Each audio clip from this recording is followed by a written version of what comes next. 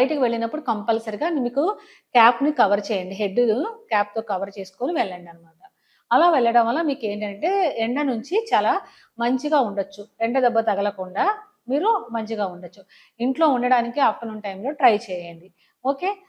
అంతే కాకుండా ఇంకా ఏంటి అనంటే మీరు ఎక్కువ ఎండాకాలం అనగానే మీరేం జేస్తుంటారు ఏసీస్ ఆన్‌లో పెడుతూ ఉంటారు. ఏసీ ఎక్కువ వాడుతుంటారు. అలా ఏసీలో ఉండడం కూడా మంచిది కాదు. కాబట్టి మీరేంటనంటే సాయంత్రం పూట కొంచెం చల్లబడ్డాక బయటికి వస్తూ ఉండండి. ఆఫ్టర్‌నూన్ టైమ్‌లో ఏసీ ఉన్నా కూడాను ఏసీని ఎక్కువ యూజ్ చేయొద్దు. ఎందుకంటే మనం పీలుస్తున్న ఎయిర్ ఏదైతే ఉందో మన చుట్టూ ఉంటుంది. మన పక్కన వాళ్ళు పీల్చుకుంటారు. మనం వద్దు అనుకోని వదిలేసిన ఏదైతే ఉందో ఎయిర్ పక్కన వాళ్ళు పీల్చుకుంటారు.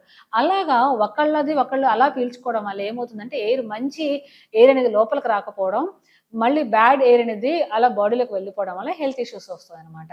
అందుకని చాలా తక్కువ ఏసీలో ఉండండి. మంచిగా చల్లబడ్డాక ఆరు బయటకు వెళ్ళడానికి ట్రై చేయండి.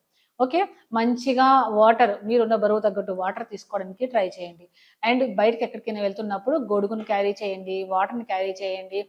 అండ్ క్యాప్‌ని కూడా క్యారీ చేసుకోండి. ఓకేనా? ఇంకా మనకి ఫ్రూట్స్‌లోకొచ్చేసరికి మనకి వాటర్ కంటెంట్ ఫ్రూట్స్ ఉన్నాయి.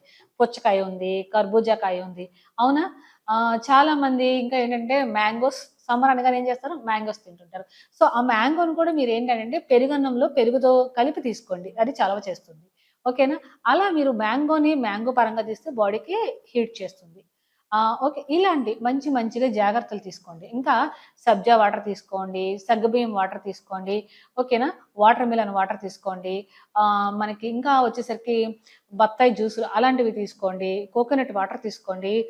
నార్మల్ వాటర్ తీసుకోండి. ఓకే. ఇలాంటివి నేను చెప్పిన టైపు పానీయాలు గనక మీరు తీసుకుంటూ ఉంటే బాడీకి హీట్ తగలకుండా, వడదెబ్బ తగలకుండా సమ్మర్‌లో చాలా చాలా హెల్తీగా ఉంటారు. ఓకేనా? ఇంకా మీకేమన్నా డౌట్స్ ఉంటే నా నంబర్‌కి కాల్ చేయొచ్చు. స్క్రీన్ మీద స్క్రోల్ అవుతున్న నంబర్‌కి కాల్ చేయండి. ఓకేనా? అండ్ మా ఛానెల్‌ని సబ్స్క్రైబ్ చేయండి. మీ అభిప్రాయాల్ని కామెంట్ రూపంలో తెలియచేయండి. Thank you so much.